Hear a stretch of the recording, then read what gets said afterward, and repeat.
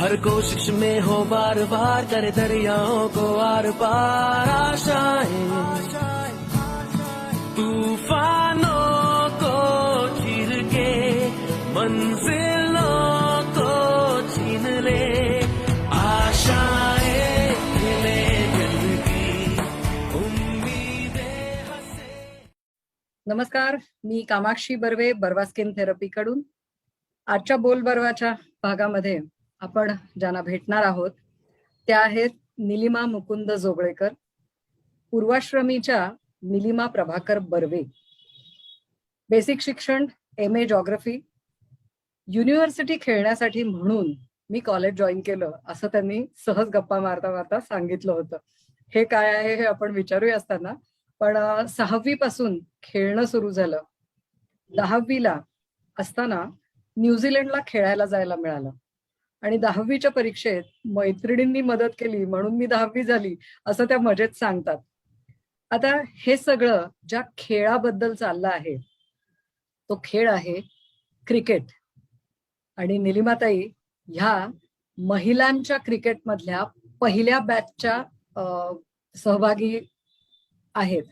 तर निलिमाताई, welcome to बोल बर्वा. नमस्कार, थँक्यू. मला या प्लॅटफॉर्मवर तुम्ही थोड्याशा गप्पा मारायला दिल्यात त्याच्यासाठी. गप्पा तर होणारच आहेत. मला पहिलाच तुम्हाला प्रश्न असा विचारावासा वाटेल की तुम्ही 6वीत खेळायला सुरुवात केली असं तुम्ही म्हणता आहात, तर म्हणजे साधारणपणे वयाच्या 10व्या-11व्या वर्षी. राईट. जो काळ तुम्ही सांगता आहात या काळामध्ये तर महिला क्रिकेट असं काही अस्तित्वातच नव्हतं. मग तुमच्या खेळाला सुरुवात झाली तरी कशी? ओके, आता आम्ही सीझनल गेम खेळायचो नेहमी. हे वाडा सिस्टम मध्ये राहत होतो. भांडारकर रोड, ऑफ भांडारकर रोडच राहत होतो आणि त्यामुळे समोरचा वाडा आणि आमचा वाडा असं मिळून एक अंगण असायचं मोठं. तर त्यामुळे तिथे आम्ही सीझनल गेम खेळायचो. हॉकीचं सीझन असेल तर हॉकी खेळायचो, बास्केटबॉल खेळायचो, काही म्हणजे. तर आणि mostly we come from a joint family. तर joint family as it is माझे 2 चुलत भाऊ आणि 2 सख्खे भाऊ असे होते आणि आजूबाजूचे मित्र. म्हणजे मला मैत्रीण असतात असं माहीतच नव्हतं. भाऊल्यांशी खेळायची कधी वेळच आली नाही. त्यामुळे मला एक भीती होती. हे मजेशीर गोष्ट आहे, मी आता तुम्हाला नक्की सांगते की मला खूप मुलींबरोबर खेळायला वाटायचं, त्या भांडतात म्हणजे. तर म्हणून जेव्हा हे निकमनी सुरुवात केली, नरेंद्र निकम म्हणून त्यांनी हे क्रिकेट सुरुवात केली, तेव्हा त्यांचे मोठे बंधू, ते माझ्या भावाचे चांगले मित्र, त्यांनी सांगितलं अरे हिला खेळायला का नाही पाठवत. तर मम्मी रिलक्टंट होते. मी म्हटलं नाही, मला नाही जायचं मुलीत खेळायला. तर आई आणि भावाच्या प्रोत्साहनामुळे किंवा इन्सिस्टंट त्यांचं एफर्ट्स होते की मी जावं आणि बघावं तरी की खेळू. अगं तू जाऊन तर बघ, म्हणून मी गेले. आणि मग आय न्यू की काय मी चूक करत होते, की खरंच असं नसतं म्हणजे. पण त्या वयात तसं वाटणं हे साहजिक होतं, हेही मी मान्य केलं. पण मग मात्र त्या क्रिकेटच्या मी प्रेमात पडले, अक्षरशः प्रेमात पडले. म्हणजे मला तुम्ही सांगितलेली एक गोष्ट फारच हे झाली, मुली भांडतात म्हणून खेळायलाच जायचं नाही. हा जो काही तुमचं वाक्य होतं ना, ते इतकं मस्त आहे. म्हणजे एक तर मला वाटतं की वाडा संस्कृती हा जो काही प्रकार होता याच्यामध्ये मुली वेगळ्या खेळणं, मुलं वेगळे खेळणं असा काही प्रकार नव्हताच बहुतेक. सगळे एकत्रच खेळायचे. एक 7-8-10 वर्षाच्या आदली मधली जी काही भावंडं असतील ही सगळी बहुधा एकत्रच खेळायची. ऍब्सोल्युटली. म्हणजे मला खरंच माहीतच नव्हतं मुलींबरोबर खेळायचं म्हणजे काय. कारण सगळे आजूबाजूला मग मित्रच असायचे. म्हणजे कारण भावांचे मित्र ते माझे मित्र. तर त्यामुळे असं. आणि जास्त तिथे मुली पण होत्या त्या आय डोंट नो. पण खरंच म्हणजे मला तरी ह्या लोकांनी मला बोलवून खेळायला घ्यायचे. म्हणजे I must have been better than others म्हणायला लागेल. म्हणजे तुमच्यातला स्पार्क बहुधा तुमच्या बरोबर खेळणाऱ्या मुलांनीच आधी ओळखला होता. ऍब्सोल्युटली. तुम्ही असं म्हणालात की तुमच्या मोठ्या भावाचे मित्र होते मोहन निकम, ज्यांनी तुमचातला जो खेळण्यातला स्पार्क आहे तो पहिल्यांदा ओळखला होता. तर Yes. साधारणपणे मला असं विचारायला आवडेल की साल किती होतं जेव्हा तुम्ही खेळायला सुरुवात केलीत, किंवा Okay. गल्लीमध्ये जे काही खेळत होतात ते सोडून तुम्ही ग्राउंडवरती खेळण्यासाठी उभ्या राहिलात. आणि या खेळामध्ये जसं तुम्हाला ओढलं गेलं की हा चांगली खेळतेस तू, ये खेळायला, असं मुलींच्या बाबतीत होतं का? कारण जे काही साल साधारणपणे मला डोक्यात येतं आहे, फार काही इंटरेस्टिंग तेव्हा गोष्टी असतील असं वाटत नाहीये. तर थोडा याच्यावरती प्रकाश टाकलात तर आवडेल आम्हाला. नक्कीच. तर पुण्यात हे विद्येचं माहेरघर आहे आपण म्हणतो, पण पुणे हे आमच्या महिला क्रिकेटचं पण माहेरघर आहे किंवा जन्मस्थान आहे असं म्हणायला हरकत नाही. वा. कारण नेहमीच मी हे म्हणत आली आहे की पुणे तिथे काय उणे, आणि पुढाकार म्हणजे पुढारी वृत्ती किंवा म्हणतात ना की they are ahead of times म्हणतात तसं पुण्यात सुद्धा मुली खेळणं किंवा हे क्रिकेट नव्हतं, कारण नव्हतंच क्रिकेट. तर वी वर फॉर्च्युनेट की वी कुड बी पायनियर्स. तर पायनियर्स होतो आम्ही, कारण तेव्हाच क्रिकेट सुरू झालं होतं पुण्याला. पोलीस ग्राउंडवर नरेंद्र निकम यांनी ते सुरू केलं. पण त्याची पण एक इंटरेस्टिंग गोष्ट आहे बरं का, की जरूर. कल्याणला सॉफ्टबॉल महाराष्ट्राची टीम थांबली होती, कारण तेव्हा कनेक्टिंग ट्रेन्स नसायच्या. कुठेही बाहेर गेलं तर त्यांना कनेक्टिंग ट्रेन नसायच्या. तर मग कल्याणला काय करायचं, ट्रेन येऊस्तर, पुण्याची ट्रेन येऊस्तर, तर ते त्यांनी सॉफ्टबॉलच्याच बॅटनी प्लॅटफॉर्मवर क्रिकेट खेळायला सुरुवात केली. आणि तिथे आपलं बीज म्हणजे रोवलं गेलं म्हणतात विमेन्स क्रिकेटचं. तर तसं झालं. आणि नरेंद्र निकमच्या बहिणी त्या महाराष्ट्रासाठी तेव्हा खेळायच्या, उज्ज्वला निकम आणि माधुरी निकम. तर त्यामुळे त्यांनी जेव्हा सुरुवात केली तर सगळ्या बेसबॉलच्या मुली क्रिकेट खेळायला आल्या, कारण हा गेमच असा आहे की you cannot keep away from this game. तर त्या सगळ्या महाराष्ट्राच्या, त्यामुळे आम्हाला असं झालंच नाही की मुलींना बोलवावं लागतंय, की तिथे रेडी टीम तयारच होती आमची क्रिकेटची. So that is wear it started. पण जे बालगंधर्व रंगमंदिर आहे त्याच्या समोर एक राजहंस हॉटेल होतं, तर तिथे बसून हे सगळेजण डिसाईड करत होते की आपण विमेन्स क्रिकेट सुरू करायचं. त्यांचा मला सलाम राहील ऑलवेज, कारण त्यांच्यामुळेच क्रिकेट चालू झालं आणि we are here where we are now, where we see women's cricket now. तर तिथे एक इंटरेस्टिंग गोष्ट आहे. तर ती म्हणजे राणी झाशीचा पुतळा समोरच आहे त्या राजहंस हॉटेलच्या. तर त्यांनी ठरवलं की मग आपलं ह्या क्रिकेटच्या जो पहिले नॅशनल घ्यायची, तर त्याचं नाव आपण राणी झाशी म्हणूनच ठेवूया. So that is where it all started. First nationals were held in Pune. आम्ही स्टेडियमवर खेळलो, नेहरू स्टेडियमवर तेव्हाच्या. तर इट वॉज अमेझिंग स्टार्ट और बिगिनिंग टू विमेन्स क्रिकेट.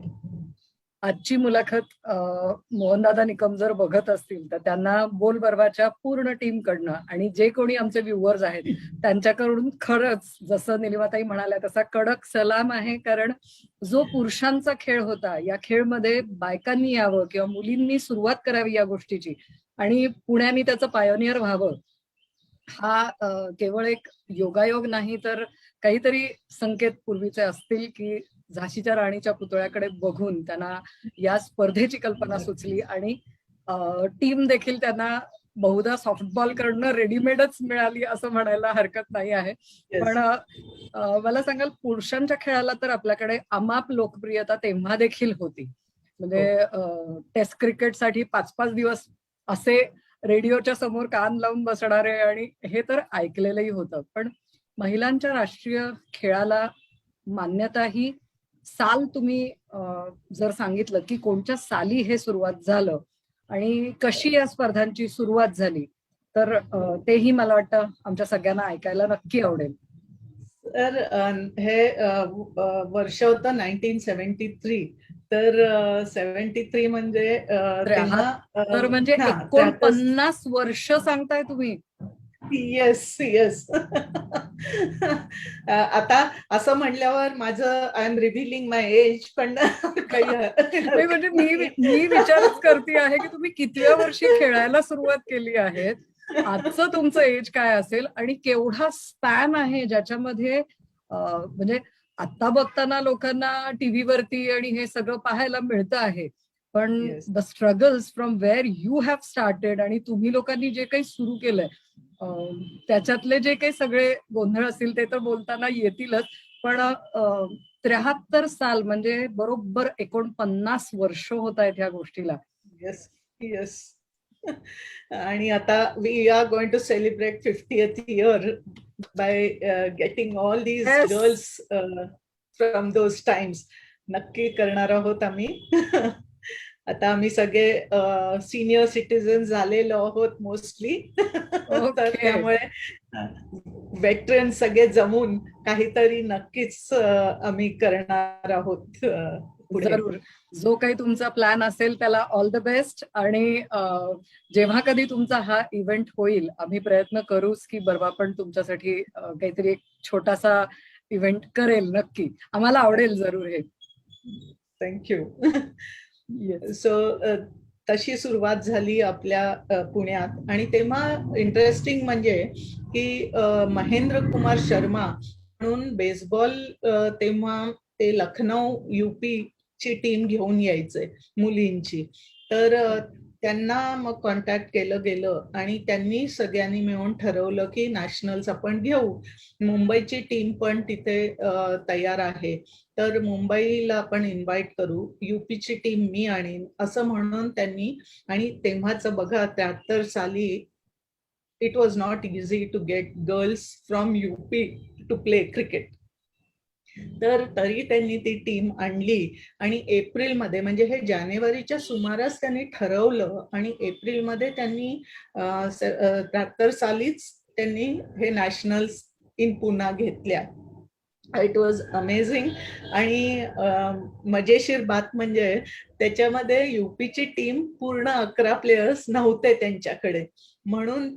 आणि आम्ही अगदी छोटे होतो आणि हे बेसबॉल आम्ही खेळलेलो होतं. स्वाती हर्डीकर आणि मी असे आम्ही तेव्हाचे प्रोफेशनल प्लेयर्स म्हणून, आम्ही ट्रान्सफर प्लेयर्स म्हणून आम्ही UP कडनं खेळलो. So I represented UP for the first nationals. आणि of course then I came back to Maharashtra. Long time. म्हणजे मुंबईची एक टीम होती, पुण्याची एक टीम होती आणि येस. अर्धी टीम UPची. करेक्ट. बर. आता आपण 10-10 संघ बघतो, पण तुम्ही सांगताय त्याच्यामध्ये 2.5च संघ होता असं तुम्ही सांगताय. Yes yes. Of course second nationals त्याच वर्षी झाल्या, त्या वाराणसीला झाल्या. आणि तेव्हा मग full all over India teams आल्या. So they were playing cricket in their own states, म्हणजे जस्ट सुरुवात झालेली होती. So second nationals onwards we had a very good response from all over India. Cricket was concerned, and I played for Maharashtra then. ते leg guard जे होते ते माझ्यापेक्षाही उंच होते, कारण त्या सगळ्या मला इतके करत होते. पण तेव्हा मला एक हे आहे, त्या वयात असताना सगळे नॅचरली माझं कौतुक करत होते. आणि तेव्हा मी खेळताना एक चौकार पण मारला. आणि त्या चौकार मारल्यावर मला माझं पहिलं क्रिकेटच्या फील्डवरचं बक्षीस मिळालं ते अंपायर कडनं. त्यांनी मला ग्लुकोजच्या बिस्किटचं पाकिट होतं त्यांच्या खिशात, ते त्यांनी मला दिलं. आणि अरे वा मस्त. पण त्यावेळेला मला एक हे, आणि ते मी अजूनही लक्षात ठेवते, किंवाही माझ्या प्रत्येक स्टेपला लक्षात ठेवते. म्हणजे श्यामा लुंकड म्हणून जी आमची महाराष्ट्राची पहिली कॅप्टन होती, तर तिने मला एकंदर पाहिलं की सगळे कौतुक करतायत, तर मी वाहून जाऊ नये आणि खेळावं, चांगलं खेळावं. म्हणून तिने मला सांगितलं, हरभऱ्याच्या झाडावर चढायचं नाही कोणी किती कौतुक केलं. मला खरंच त्याचा तेव्हा अर्थ कळला नाही, पण मी तो डोक्यात ठेवला. घरी येऊन विचारला आईला, काय ग म्हणजे? मग तिने सांगितल्यावर मग माझ्या हे राहिलं की मी हे कायम लक्षात ठेवीन. So I thank her for all my journey, cricketing journey. कारण माझे पाय जमिनीवर कायम राहिले त्यामुळे. किती एक एक छोटासा सल्ला आहे, पण तो आयुष्यासाठी किती मोलाचा असतो हे खरंच तुम्ही दाखवून दिलं की पाय जमिनीवर ठेवलेत तर मग जी काय उडी मारायची आहे ती आपल्याला नक्की उंच मारता येऊ शकते. मला एक, तुम्ही जी बोलताना नावं येत आहेत समोर, शमा लुंकड आहे, उज्ज्वला निकम आहे, कल्पना परोपकारी आहे, माधुरी निकम आहे, विजया पवार आहे, ही सगळी जी महाराष्ट्राची टीम आहे, तर हे सगळे तुम्ही अजूनही एकमेकांना भेटता? हो हो, नक्कीच. इनफॅक्ट आम्ही 5-6 वर्षापूर्वी मुद्दामच सगळ्या क्रिकेटर्सना, पास्ट अँड प्रेझेंट क्रिकेटर्सला आम्ही एकत्र बोलवलं होतं. ते आम्ही डेक्कन जिमखानाला सगळेजण भेटलो होतो आणि it was such a wonderful experience we had. कारण सगळे तेव्हा परत आले होते आणि ह्यांना पण, म्हणजे नवीन मुलींना ज्या आत्ताच्या खेळणाऱ्या आहेत त्यांनाही कळलं की काय लेगेसी आहे, काय स्ट्रगल होतं, हे आमच्या एकंदर याच्यावरनं त्यांना कळलं. आणि that's why they always say की म्हणे आम्ही तुमच्या शोल्डरवर आज हे उभं राहून सगळी दुनिया पाहतोय किंवा क्रिकेटची दुनिया पाहतोय. तर खरंच त्या मुलींना पण मजा आली, आम्हाला पण मजा आली सगळ्यांना भेटायला.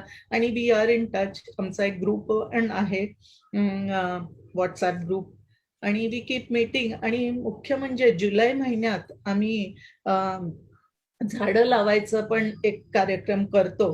कारण most of the team girls are born in July, most of them. तर त्यामुळे आम्ही सगळे जातो आणि झाडं लावतो. हे आम्ही कार्यक्रम करतो. आणि आता आम्ही 11 तारखेला या शनिवारी पण तसंच जाणार आहोत झाडं लावायला. क्या बात आहे. तुमच्या या मोहिमेसाठी पण ऑल द बेस्ट. आणि हा किती छान कोइन्सिडन्स आहे की मोस्ट ऑफ द मुली ज्या आहेत त्या जुलै महिन्यात जन्माला आलेल्या होत्या, म्हणून तुम्हाला तो इव्हेंट करणं पॉसिबल देखील होत आहे. आपण जे नॅशनल्सच्या बद्दल ऐकलं तर याच्यामध्ये असे आधीच्या म्हणजे स्टेट लेवलच्या मॅचेस असतात, झोनल्स असतात, किंवा असं मग एक एक पायरी वरती चढत जातो आपण. तर तुम्ही पहिल्या वर्षी जेव्हा खेळायला सुरुवात केली तेव्हा तुम्ही म्हणालात की टीम्सच नव्हत्या. सेकंड ह्याच्यामध्ये हळूहळू टीम सगळ्या डेव्हलप झाल्या आणि मग एक एक एक स्पर्धा व्हायला सुरुवात झाली. तर मग इंटर, झोनल्स, नॅशनल झोनल टुर्नामेंट जी असते ते 5 झोन्स तेव्हा टीम्स यायच्या आणि त्या वन डे मॅचेसच व्हायच्या आमच्या.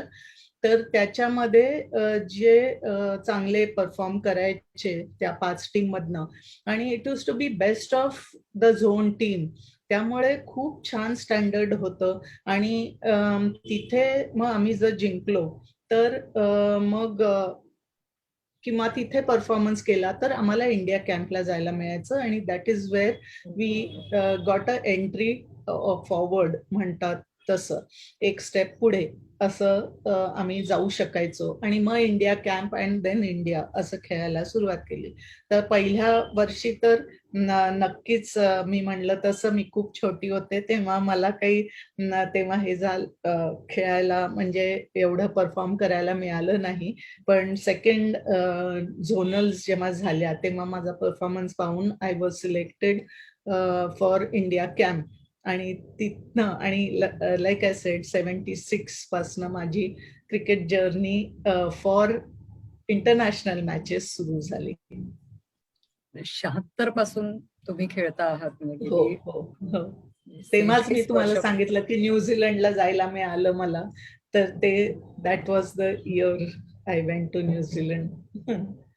आजची मुलाखत जे कोणी पालक बघत असतील, ज्यांची मुलं 10वीला आहेत, आणि बहुतेकदा तरी अलीकडे हा प्रकार बघायला मिळतो की 8वी पर्यंत मुलं स्पोर्ट्समध्ये खेळतात आणि 9वी आणि 10वी आली की खेळ बंद होतो. पण निलिमाताई सांगताहेत त्याप्रमाणे 10वीला असताना त्या न्यूझीलंडला खेळायला गेल्या होत्या आणि मग तरी सुद्धा त्यांनी ते इतकं छान पद्धतीने त्यांचं खेळातलं करिअर आणि अभ्यासाचा आहे जो काही बॅलन्स ठेवला आहे, मैत्रिणींच्या मदतीने असेल पण जो काही बॅलन्स ठेवला आहे तो मला वाटतं ज्यांना खेळात करिअर करायचं आहे त्यांच्यासाठी खरंच हा खूप एक छान एक्सपिरियन्स असणार आहे. मला असं सांगाल ताई की या खेळाने तुम्हाला म्हणजे क्रिकेट जे खेळणं आहे हे खेळाडू म्हणून तुम्ही किती वर्ष खेळलात? खेळाडू म्हणून खेळ मी थांबवल्यानंतर पुढे 2च पर्याय असतात आपल्याकडे. एक म्हणजे कोच म्हणून तुम्ही नवीन खेळाडू घडवू शकता किंवा तुम्हाला संधी असते ती म्हणजे मॅच रेफरी बनण्याची. तर किती वर्षाचा तुमचा खेळाचा स्पॅन होता आणि मग पुढे या 2 पैकी किंवा अजून काही तिसरा ऑप्शन जर असेल तर यातलं काय तुम्ही सिलेक्ट केलं? बरं, तुम्ही म्हणल्याप्रमाणे की मी 13 वर्ष आय रिप्रेझेंटेड इंडिया आणि त्याच्यानंतर मग मी कॅप्टन झाले आणि मग कॅप्टन इंडियाची कॅप्टन झाले आणि त्याच्यानंतरचा जो प्रवास आहे तर तो म्हणजे it is hard to leave this game. पण तो डिफिकल्ट चॉईस मला घेतला म्हणजे मी तेव्हा पण माझे सासरे माझ्या अगेन्स्ट होते की तू का थांबवतेस. म्हणजे जो तुमचा खेळाडू म्हणून स्पॅन चालू होता त्याच दरम्यान तुमचं लग्नही झालं का? हो हो म्हणजे येस ऍब्सोल्युटली. आणि तेव्हा तेव्हाच्या म्हणजे लाईक आय सेड की तेव्हा ज्या फॅमिलीमध्ये माझं लग्न झालं, माझा नवरा मर्चंट नेव्ही मध्ये होता, माझे सासरे आर्मी मध्ये होते. सो आणि ते स्वतः खेळायचे सर्व्हिसेससाठी. तर त्यामुळे माझ्या घरातनं जसं मला प्रोत्साहन होतं तसं पण आफ्टर मॅरेज पण तेच प्रोत्साहन कायम राहिलं. पण ऑफकोर्स माझ्या नवऱ्याला क्रिकेट हा खेळ आवडत नाही. ते ऑलवेज असं असतं मला वाटतं त्याला आवडत नाही. पण प्रोत्साहन मात्र त्याच्याकडनं नक्की मिळालं आणि मी कॅप्टन लग्नानंतर झाले इंडियाची. त्यामुळे तो नेहमी त्याचं श्रेय घेतो बाबा. तो म्हणतो हरकत बघ नाही, तू जोगळेकर झालीस आणि मग झालीस. हरकत नाही आहे की त्यांना क्रिकेट आवडत नाही आहे पण किमान त्यांनी तुमच्या मार्गामध्ये कुठल्याही प्रकारचा अडथळा आणला नाही की मला क्रिकेट आवडत नाही म्हणून तू खेळू नकोस असं नक्की केलेलं नाही आहे.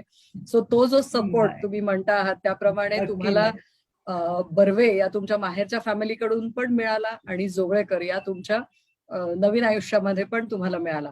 मला एक विचारायला आवडेल तुम्हाला की तुम्ही जेव्हा इंडिया कॅप्टन झालात लग्नानंतर किती वर्ष तुम्ही कॅप्टनशिप केली? हा तर मी 83 आणि 84 मध्ये कॅप्टन होते टीमची. त्यामुळे न्यूझीलंडची इथे टीम आली होती आणि I think that was the only time or the first time that we won the one day championship or one day match against New Zealand. त्याच्या आधी आम्ही वर्ल्ड कपला इन न्यूझीलंड इंग्लिश टीमला हरवलं होतं.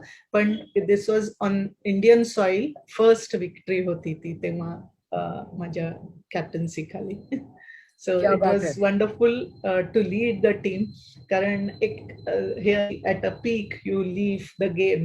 आणि मी विकेट किपर होते आणि मला असं वाटलं की विकेट किपरवर खूप सारं अवलंबून असतं आणि जर मी ऍट पीक नसेल तर खूप बॉलर्सचं नुकसान होतं, टीमचं नुकसान होतं. So if I am not fit enough I should not continue. आणि असं नाही की फिट होणं पण जेव्हा असं वाटतं आपल्याला की that's the time to leave I think and you are on a high, you are scoring runs आणि मग तुम्ही सोडता. तर that was my thinking behind leaving leaving cricket.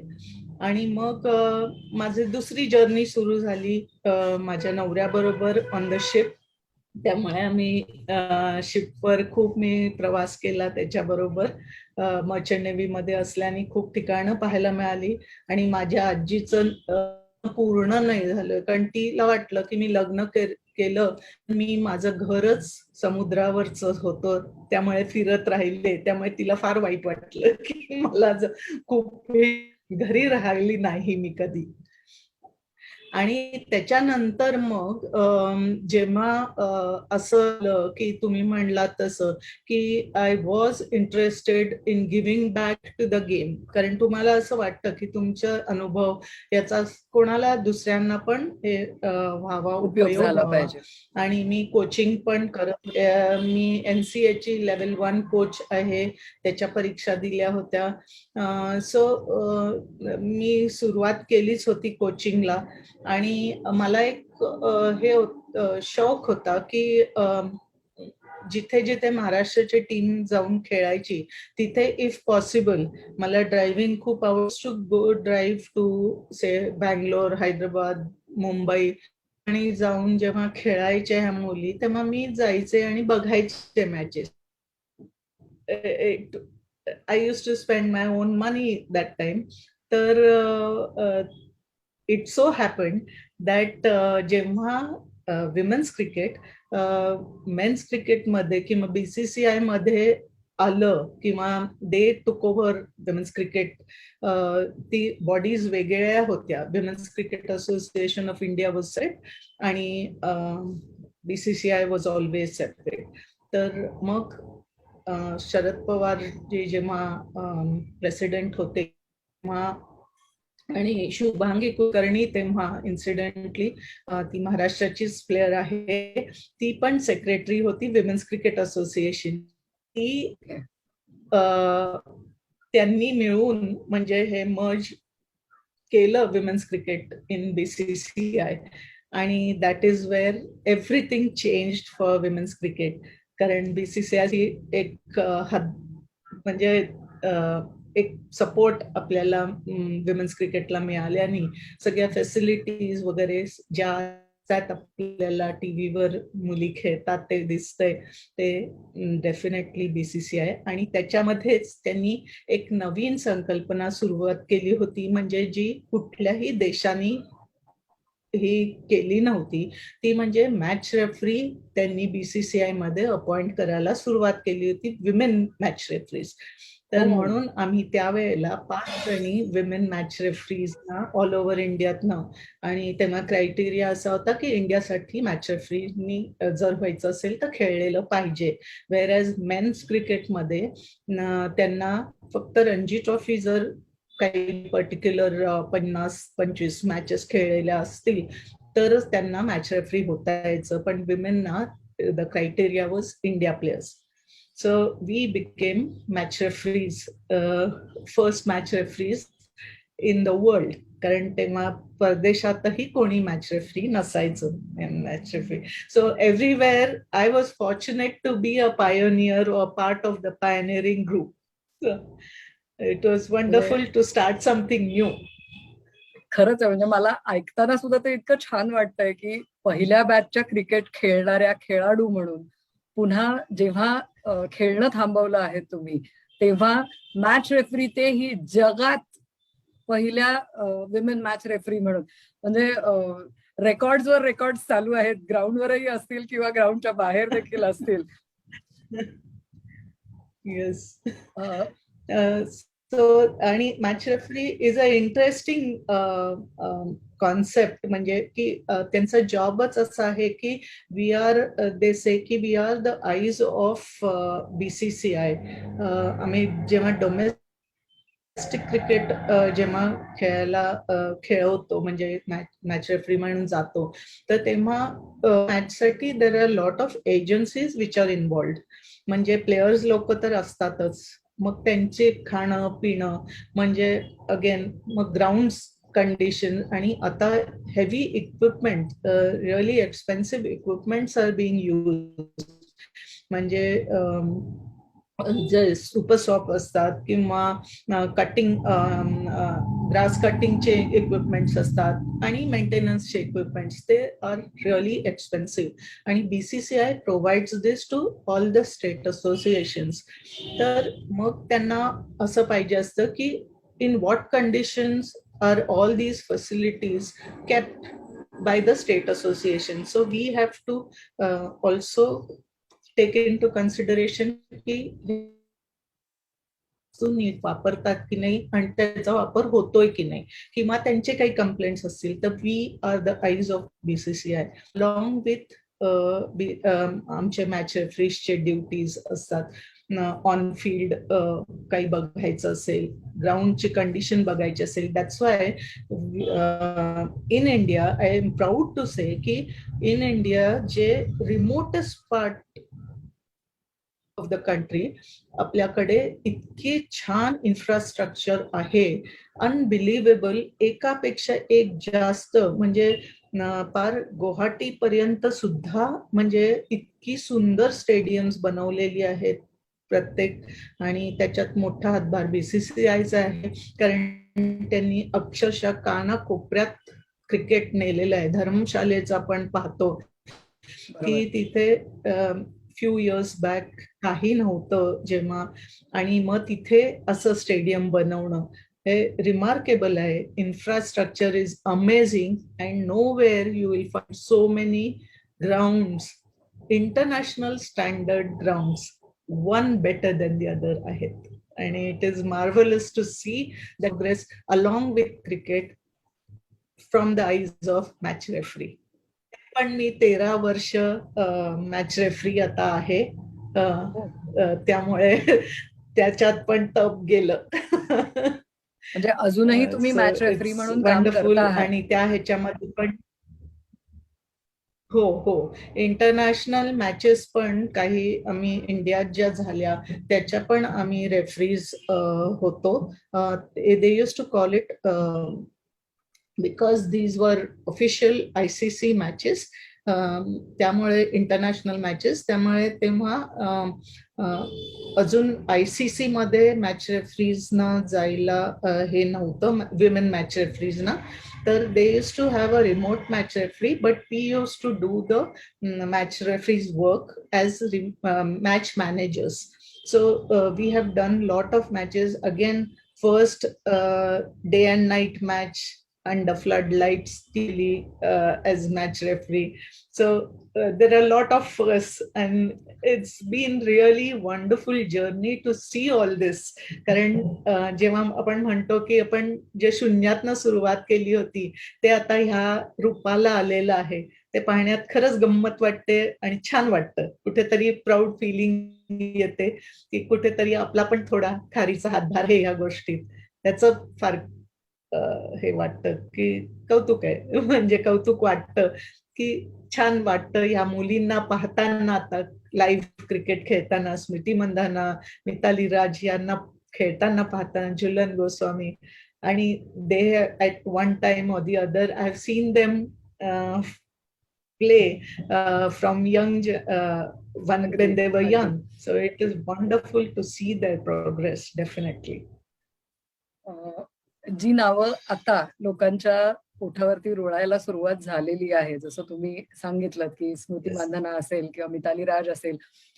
Mithali राजनी तर चक्क पुरुष क्रिकेटर्सना सुद्धा मागे टाकल्याची न्यूज आलेली आहे. आणि हे एक बाई म्हणून माझ्यासाठी सुद्धा खूप अभिमानाची गोष्ट आहे की ज्या गोष्टी सुरू करण्यासाठी म्हणून एका घेतला पुढाकार पुरुषांनी आहे, पण जेव्हा कधी हे सुरू झालं तेव्हा त्याच्यामध्ये आलेल्या स्त्रियांनी जे काही रिमार्केबल काम करून ठेवलेलं आहे त्याच्यातल्या एका व्यक्तीला आज आपण भेटतो आहे, याचा खरंच खूप आनंद आहे मला. आणि जे काही तुम्ही केलेलं काम आहे, म्हणजे जसं तुम्ही मगाशी म्हणालात की तुमच्या खांद्यावरती आम्ही उभे राहून पुढचं जग बघतो आहे, असं जे नवीन मुली तुम्हाला म्हणतात, खरंच हे आज जेव्हा महिला क्रिकेटची परिस्थिती पाहतो आहोत, ते कलरफुल ड्रेसेस असतील, त्या सगळे आपण काय म्हणतो सपोर्टर्स असतील, पाहायला येणारे लोक असतील, किंवा याच्यामध्ये आलेला एक आपण कसं म्हणूया, एक चुरचुरीतपणा आहे. तो देखील जो काही अनुभवायला मिळतो आहे, खरंच खूप छान वाटतंय. आज तुमच्याशी बोलतानाही इतकी मजा येते, की इतक्या वेगवेगळ्या गोष्टी कळता आहेत. मला असं सांगाल निलिमाताई, की या खेळाने जेव्हा तुम्ही खेळ थांबवलात खेळाडू म्हणून, तर एक तर तुमच्यामध्ये या खेळाने काय डेव्हलप केलं असं तुम्हाला वाटतं? आणि अव्हेन्यूज तुमच्यासाठी जे काही ओपन झालेत ते तर तुम्ही सांगितलेतच, की मला मॅच रेफरी म्हणून आजही काम करता येत आहे. हा एक मोठा अव्हेन्यू आहे. पण हे सोडून तुम्हाला स्वतःचे असे काही वेगळे छंद देखील जोपासता आले का? ज्यांनी मनुष्य म्हणून तुम्हाला, स्त्री म्हणून तुम्हाला आणखीन समृद्ध केलं? डेफिनेटली. म्हणजे मी I owe everything to cricket. मला जे काही आज कॉन्फिडन्स म्हणा किंवा जे काही धाडसी वृत्ती आपण म्हणतो ती, किंवा टीम मध्ये काम करणं, टीमला बरोबर घेऊन जाणं, या गोष्टी आपल्याला नेहमीच दिसतात हो. आपण फॅमिली म्हणली तरी इट्स अ टीम, आपण वर्क प्लेस म्हणलं तरी इट्स अ टीम, आपले फ्रेंड्स म्हणले तरी it's a team. So anywhere you go you come across a team. आणि ह्याच तुम्ही जसं हे टीम गेम खेळताना तुम्ही अनुभवता, वर चढ होणं किंवा हारणं, जिंकणं, या सगळ्याला सामोरं जायचं आणि परत बाउन्स बॅक जर हरलेलो असू तर. नंतर तुम्ही तुमचा परफॉर्मन्स झाला नाहीये पण तुमच्या टीममेट्सचा परफॉर्मन्स झालेला आहे, तर you value that more than looking after your, म्हणतात की तुमचं जे काही डाऊनफॉल असेल त्याच्याकडे दुर्लक्ष करतो आणि त्या लोकांचं कौतुक करतो, कारण टीम पुढे गेलेली असते तेव्हा. So I think it's a life lesson you learn in one game. कारण एका गेम मध्ये तुम्ही स्वतः चांगलं करत असता पण तुमची टीम चांगली करत नाही, किंवा तुमची टीम चांगली करते आणि तुमचा परफॉर्मन्स झालेला नाहीये, पण तरी सुद्धा तुम्ही की बॅटिंग मधनं आउट झालो लवकर, पण आता आपल्याला फिल्डिंग करायचे. So all these life lessons you get to learn in one game. So I give a lot of importance to such values that I learned from cricket or playing a team game.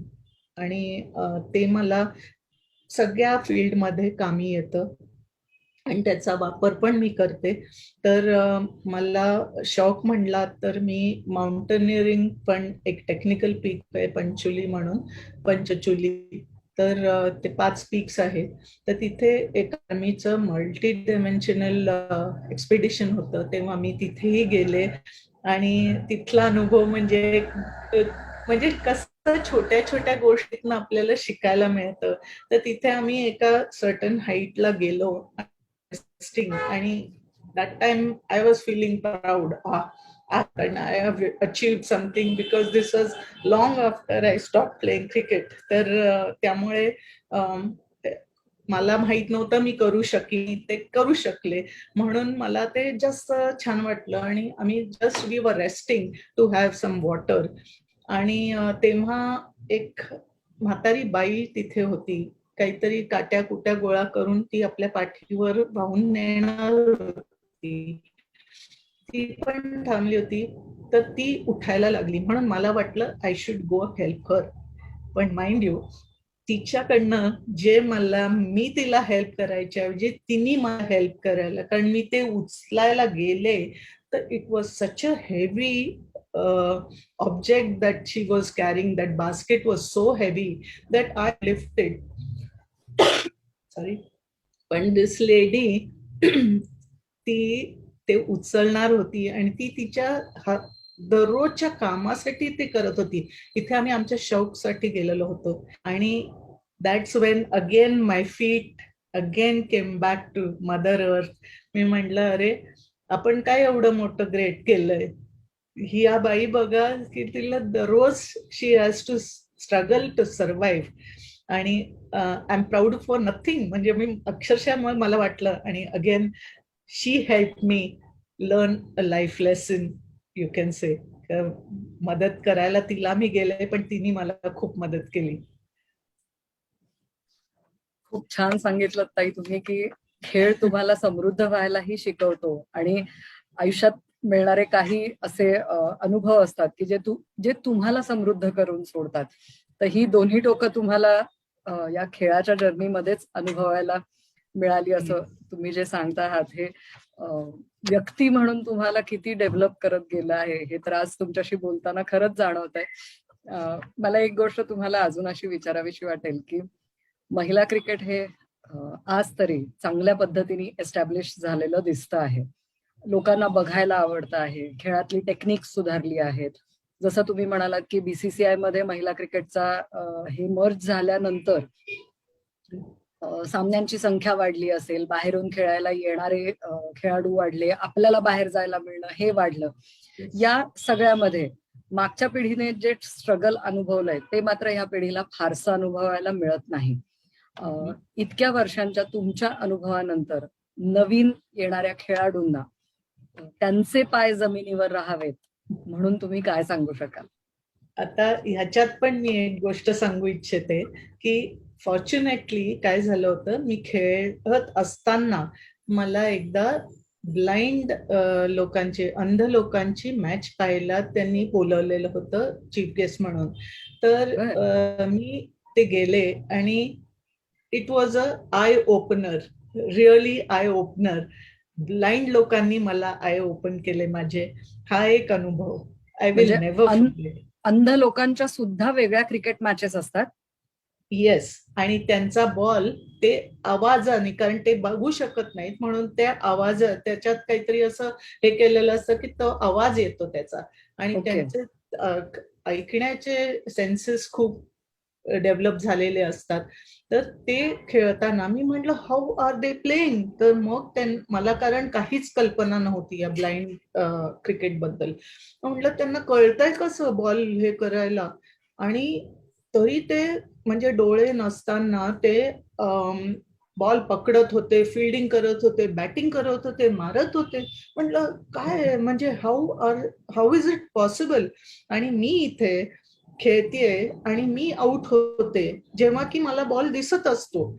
आणि जर ह्या मुलांना जर न बघता जर ते खेळू शकतात तर आपण किती चांगलं खेळायला पाहिजे. आणि तेवसपर्यंत जेव्हा ते म्हणायचे की कुठलाही कोच की तुम्ही बॉलवर नजर ठेवा, बॉलवर नजर ठेवा, तर तेव्हा मला त्याचा खरा अर्थ कळला की आपल्याला फक्त एकच कारण आहे आउट होण्याचं, की बॉल जर आपण बघितला नाही तरच आपण आउट होऊ शकतो, नाहीतर आउट होण्याचं कारणच नाहीये. म्हणजे आपण डोळे असून बघत नाही बॉल. हेच त्याचं एक मी म्हटलं तसं again a life lesson for me. In this journey, this is what I value the most, the lessons learned from this. कारण खरंच आहे की या छोट्या गोष्टी असतात पण त्या किती काही शिकून जातात. आणि म्हणूनच keep the ball in site म्हणतात तसं तुम्ही वॉच करत राहा बॉल. हे कायम ह्या मुलींना मला सांगावं असं वाटेल की खरंच जेव्हा आपण म्हणतो की एखादं अपंग व्यक्ती असेल तर त्याच्याकडे बघून आपल्याला कळतं की what we have we should value. तर ह्या मुलींना पण जे काही मिळतंय, I am happy that they don't have to struggle like we had challenges. They don't have those. Of course, every generation is definitely smarter than the previous generation. पण तरी सुद्धा त्यांचं जे कौतुक होतंय ते दे डिझर्व इट, कारण ते चांगले खेळतात पण आहेत. आणि हे मात्र लक्षात ठेवा की you in the team there are lot of avenues open if you know your role, what is your role. आणि तुम्ही जर तो मोल्ड केलात की टीमला ह्याची गरज आहे तर मी हे करीन, आणि प्रत्येक दिवस मेक इट काउंट म्हणतात तसं प्रत्येक दिवशी तुमची इम्प्रूव्हमेंट होतीये की नाही हे नक्की ह्या जनरेशननी बघायला पाहिजे. आणि क्रिकेट झालं काय किंवा कुठलंही स्पोर्ट्स झालं काय, it is now become a professional, you can take it as a profession. आणि म्हणूनच प्रोफेशन जेव्हा तुम्ही करता तेव्हा आताच्या 10वीला हे न करणं म्हणजे अभ्यास करायला लावणं, ह्या गोष्टी होण्याची शक्यता खूप कमी आहे. कारण आता तुम्हाला खूप मोठे अव्हेन्यूज, खूप अनेक गोष्टी करता येतात. It's not just about cricket, playing cricket, broadcasting सुद्धा तुम्ही करू शकता. तुम्हाला व्हिडिओ अनालिस्ट बनू शकता, तुम्ही अंपायर्स बनू शकता, तुम्ही मॅच रेफरीज बनू शकता. एक आपण म्हणतो की एक मॅच, IPL ची मॅच म्हणलं तर लोक फार आजकाल हे बघतात की फक्त कमर्शियल झालेलं आहे, हे काय नुसती नौटंकी आहे, म्हणजे इट्स सर्कस वगैरे. पण आज जे आपली बेंच स्ट्रेंथ आपण मेन्स क्रिकेटची पाहतोय, आज रिक्षावाल्याचा मुलगा पण इंडिया खेळायला येऊ शकतोय, जो की 20 वर्षापर्यंत आधी आपल्याला फक्त 11-12 प्लेयर्स पाहायला मिळायचे आणि त्यांचीच नावं माहीत होती आपल्याला. पण आज अक्षरशः कानाकोपऱ्यात इंडियाच्या हा गेम पोचलेला आहे आणि इतरही खेळांसाठी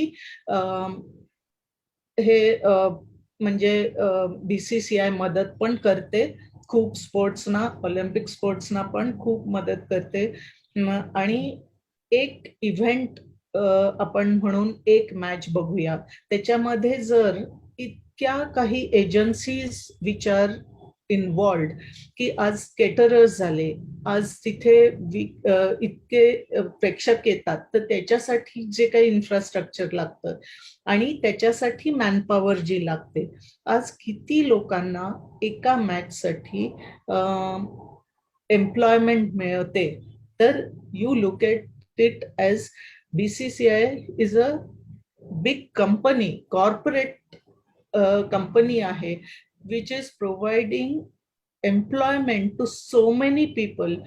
आज ग्राउंड्समन जो पूर्वी असायचा, जो मामा आपण म्हणायचो, माळी असायचा, म्हणजे की त्याला फक्त बागकाम माहीत असायची, पण आज he is a curator.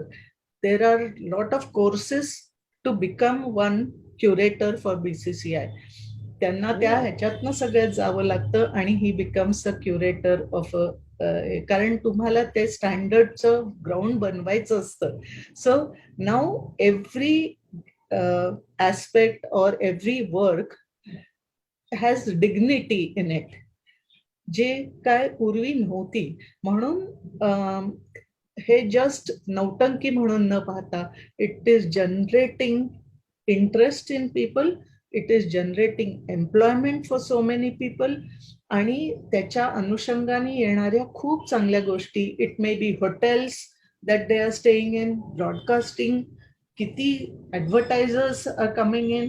So it's all one big corporate world that has been created because of this game called cricket. आणि खरंच there is a lot I can talk, and I can be biased about cricket, but I equally enjoy other sports as well. I've got a lot of India players who have played as my friends, who have been athletes for India, who have been म्हणतात तसं की कुठले कुठले खेळ खेळतात, swimmers आहेत. In fact माझे भाचे दोघेही इंडियासाठी स्विम करायचे. सो इट्स ऑल बीन, असं नाही की मी फक्त क्रिकेटसाठी बायस्ड आहे. आय एम हॅपी की इतरही स्पोर्ट्सला आज IPL मुळे ते बघून त्याचं एकंदर श्रेय किंवा हे बघून इतरही स्पोर्ट्स सुरू झालेत. IPL, हॉकीची IPL सुरू झाली आहे, कबड्डी झाली, कबड्डीची झालेली आहे. इतक्या छान त्या लोकांना, त्या प्लेयर्सना आज जे बॅकिंग मिळतंय ते ह्याच्यामुळे मिळू शकतंय. आणि now it has, the world of sports has become really professional, and everyone should take up sports. It's good for health, it's good for your values, it's good for your confidence, everything. तर त्यामुळे sports everyone must, Khelo India जे म्हणतात, तर खरंच आहे. कारण त्याच्यावर पण तुमचं की how good your sportsman are, is how good your health, your country's health is म्हणतात तसं. तर डेफिनेटली हे छान आहे. तुम्ही खेळा काहीतरी, प्रत्येक जणांनी खेळलं पाहिजे. Even we have some paraplegic who play for the country. It's amazing to see them at work because they are absolutely म्हणतात तसं की इन्स्पिरेशनल त्यांचं आहे. कारण आपण जे फॉर ग्रांटेड घेत असतो ते त्यांना नसतं, त्यांच्याकडे नसतं, आणि तरी सुद्धा they reach such peak, they do their best.